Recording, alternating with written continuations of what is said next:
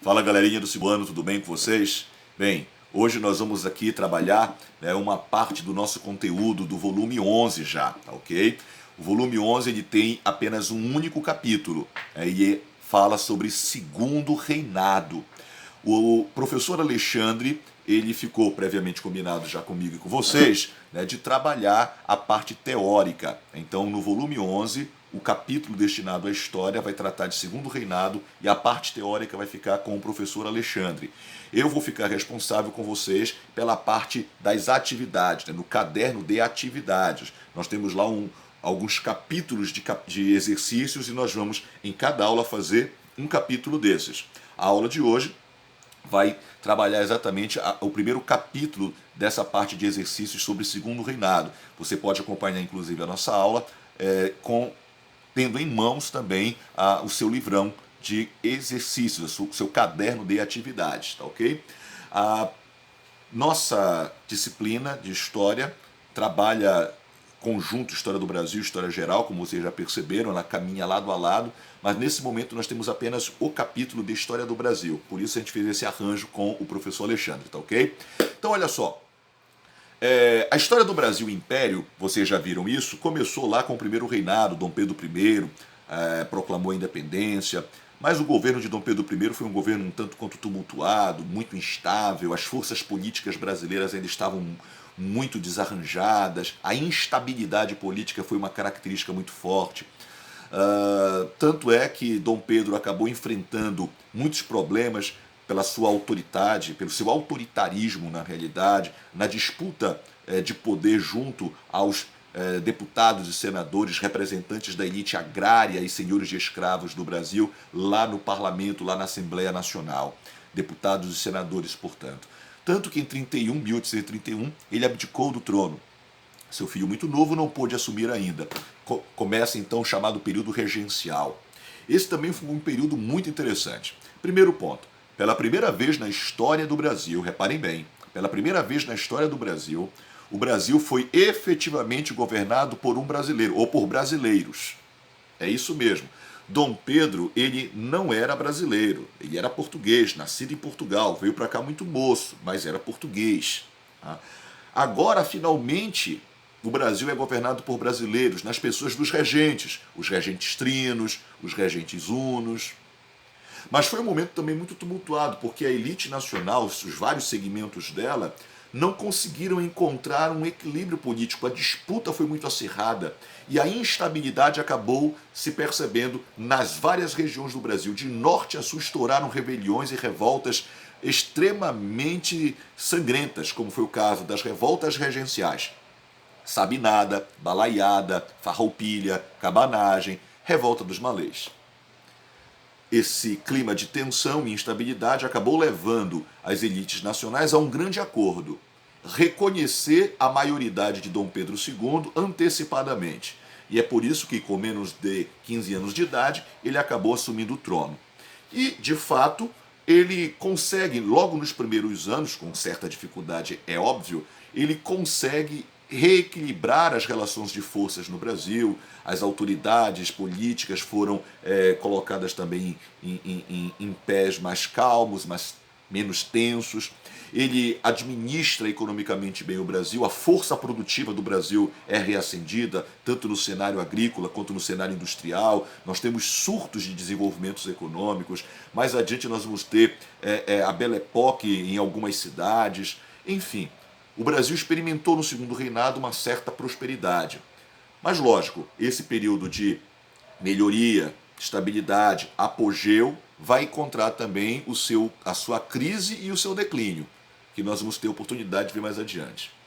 Mas a nossa primeira questão, ela trata exatamente desses aspectos. Vejam só, nós temos aqui a questão número 1, questão da SPSEX, da Escola Preparatória de Cadetes do Exército, que diz assim: o exemplo britânico e o desejo de preservar politicamente o monarca, no caso Dom Pedro, levaram à criação, em 1847, do cargo de presidente do Conselho de Ministros, escolhido pelo imperador. Opa, esse presidente do Conselho de Ministros nós podemos também chamar de primeiro-ministro. E reparem que ele diz que isso seguiu o exemplo britânico. Ora, todos nós sabemos que a Inglaterra, ela é uma monarquia parlamentarista. Desde a Revolução Gloriosa que se consolidou o parlamentarismo monárquico na Inglaterra. E é representado exatamente pelo fato do primeiro-ministro e o rei dividirem o poder executivo. Então, estamos vendo aqui um texto que nos leva exatamente à ideia de um parlamentarismo. Aí, olha só, se o ministério, continuando a leitura, se o ministério ou o presidente do Conselho de Ministros não possuísse a maioria, onde? Lá na Assembleia Legislativa, lá no Parlamento, lá na Assembleia Nacional, a Câmara de Deputados e de Senadores, a Assembleia Nacional, seria dissolvida, convocando-se as eleições. Então, se a maioria dos deputados e senadores não apoiassem o presidente do Conselho de Ministros, então era o parlamento, era a Assembleia Legislativa que seria dissolvida. Entenderam? Bem, se nós conhecemos o parlamentarismo, vamos entender aqui que o parlamentarismo que aconteceu lá na Inglaterra foi um pouquinho diferente do parlamentarismo aqui no Brasil. E eu, quando digo pouquinho, faço, obviamente, um eufemismo muito grande. Tá? Então, o comando diz assim: esse sistema utilizado no Brasil em parte do Segundo Reinado ficou conhecido como... Então, vejam só, já vimos que se trata de um parlamentarismo. Então, podemos descartar a letra A, presidencialismo monárquico, isso nem tem referências. Ditadura monárquica, também não. Letra E, autoritarismo monárquico, fica de fora também. Então, a letra C e a letra D, com seu parlamentarismo tradicional e parlamentarismo às avessas. Alguns de vocês talvez já tenham matado aí a charada, de qual é a alternativa correta. Mas vamos lá, qual a diferença entre o tradicional e as avessas? No tradicional, tá, nós temos o seguinte modelo. Os deputados são eleitos e eles formam o parlamento. O povo elege os deputados e os deputados, em sua maioria, escolhem um primeiro-ministro. O primeiro-ministro é escolhido pelo parlamento, portanto. Então, o primeiro-ministro ele deve obrigações ao parlamento.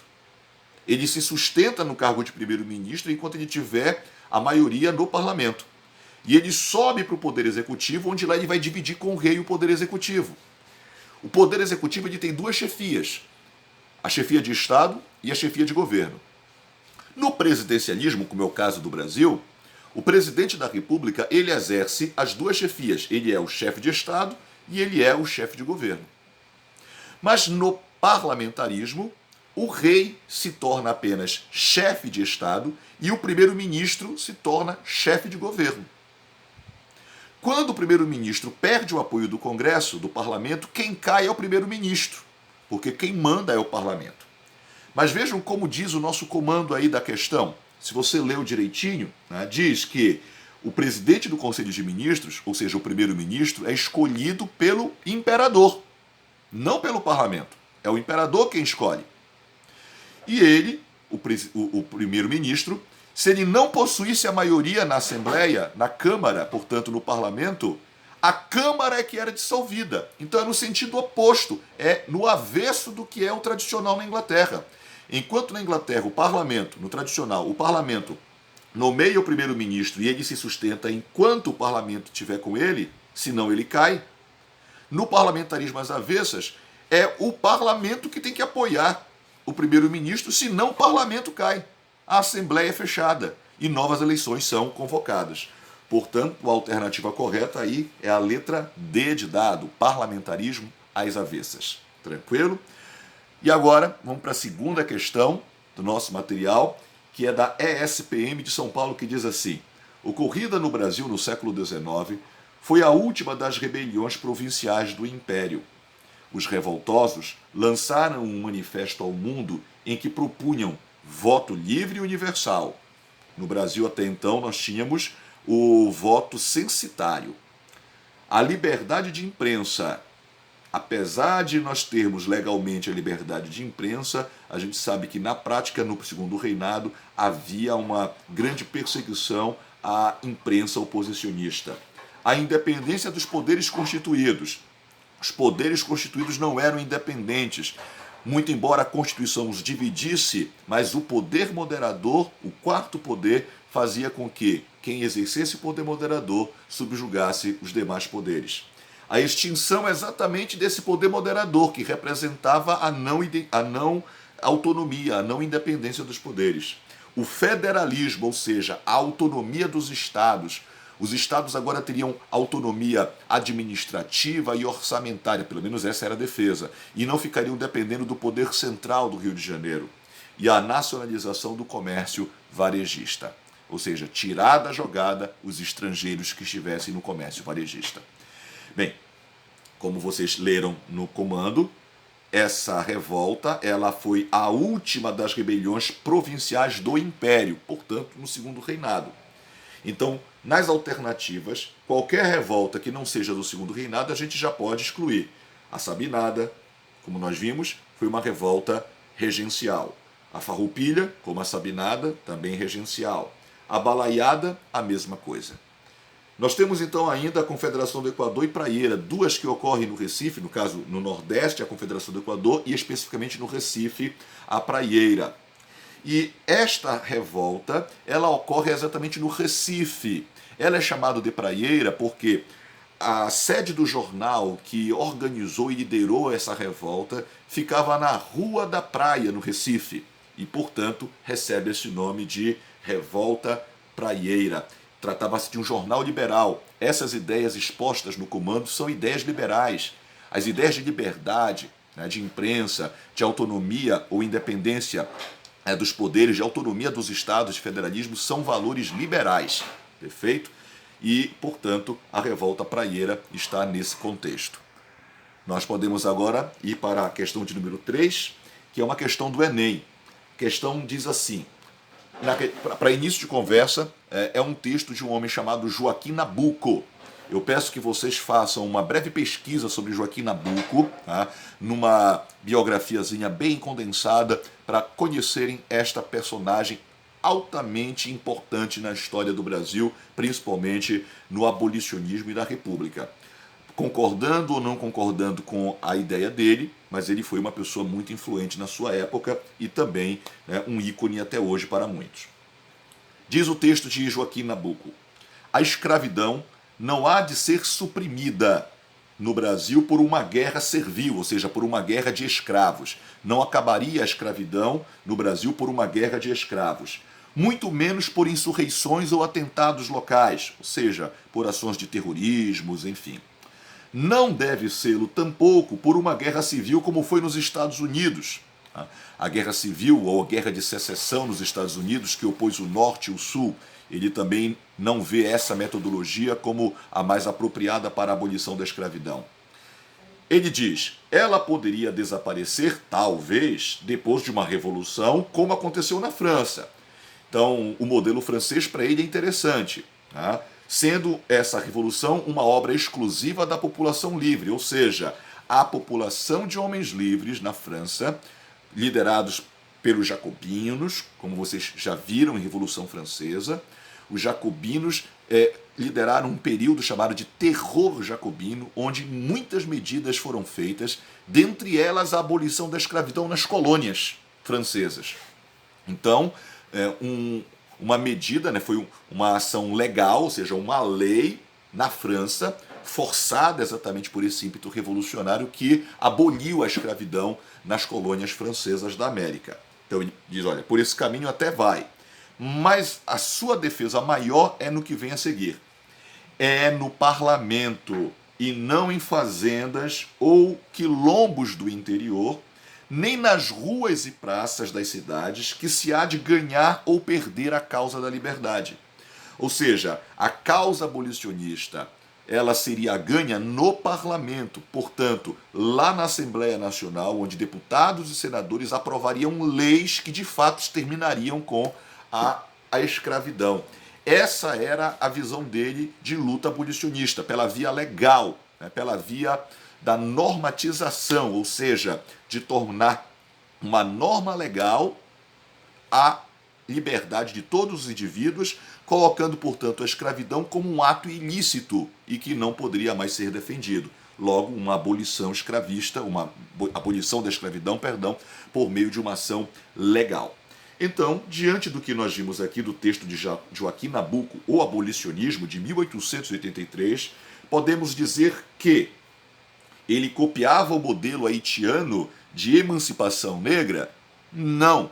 Lá no Haiti, a abolição se deu por uma revolução de escravos que tomou inclusive o poder de uma forma sangrenta contra os seus antigos senhores.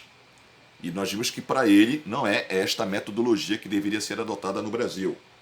Letra B. Incentivava a conquista de alforrias por meio de ações judiciais.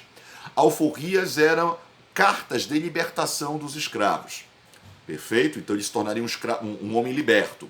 Então ele diz aqui na letra B que seria incentivar a conquista de alforria por ações judiciais. Não era por meio judicial, era por meio legislativo, era por meio parlamentar, pela forma legal. A alforria judicial, ela libertaria um indivíduo, mas uma abolição, uma lei abolicionista, exterminaria com a escravidão no Brasil como um todo. Perfeito? Letra C. Optava pela via legalista de libertação. Correto, a via legalista é a via da lei, é a via do poder legislativo. Esta era a opção dele. Concorde você ou não com essa metodologia, com essa estratégia, mas essa era dele, é o que o texto está dizendo, e esta é a alternativa correta. Perfeito? Letra D. Priorizava a negociação em termos das indenizações dos senhores. Não seria por meio de indenização, seria por meio de uma lei que aboliria e definiria, portanto, a liberdade de todos os indivíduos. E antecipava a letra E, a libertação paternalista dos cativos. Também não seria uma ação paternalista, seria uma obrigação do Estado, porque ele segue um princípio liberal, todos os homens nascem livres. Então, esta liberdade, ela não é apenas uma liberdade formal, ou seja, não é só a liberdade na forma da lei, ela tem que ser também uma liberdade material, ela tem que garantir ao indivíduo os recursos de exercer a sua liberdade. Por isso que ela deveria ser total, a abolição da escravidão, e nesse caso, por ele, pela via legal. A alternativa correta, a letra C. Perfeito? Vamos então para a quinta questão do livro de vocês, é a nossa quarta questão aqui do estudo, mas é a quinta questão do livro de vocês, da Unicamp, que diz assim: assinale a afirmação correta sobre a política no segundo reinado do Brasil. Letra A. Trata-se de um Estado centralizado. Correto até aí. De fato, o Estado brasileiro ele era centralizado, tanto do ponto de vista administrativo quanto político, e o centro do poder era o Rio de Janeiro. O Brasil era um Estado unitário. Apesar de haver as províncias, mas o Estado era unitário, perfeito? As províncias não eram soberanas, senão seriam países, e tampouco tinham autonomia, nem mesmo autonomia elas possuíam. Daí, Estado unitário no Brasil. Então, política e administrativamente, sem condições de promover a expansão das forças produtivas no Brasil. Aí que está o erro, porque a Casa de Bragança, que é a Casa Real Brasileira, Dom Pedro II, conseguiu promover e estabelecer políticas que desenvolveram economicamente o país. As forças produtivas foram fortalecidas, tanto no setor agrário, na produção agrícola do café, quanto também no setor industrial. Houve surtos industriais. O Brasil não passou por uma revolução industrial, mas ocorreu a promoção e a expansão, sim, das forças produtivas no Brasil no segundo reinado. Então, errada a letra A. Letra B. O imperador se opunha ao sistema eleitoral. Errado já desde o início. O imperador não se opôs ao sistema eleitoral. Inclusive, ele utilizava o sistema eleitoral a seu favor também. Ele não era eleito, mas a estrutura de poder que era eleita no Brasil fazia parte também do jogo do império. Perfeito? E exercia os poderes moderador e executivo. Certo. Monopolizando os elementos centrais do sistema político e jurídico.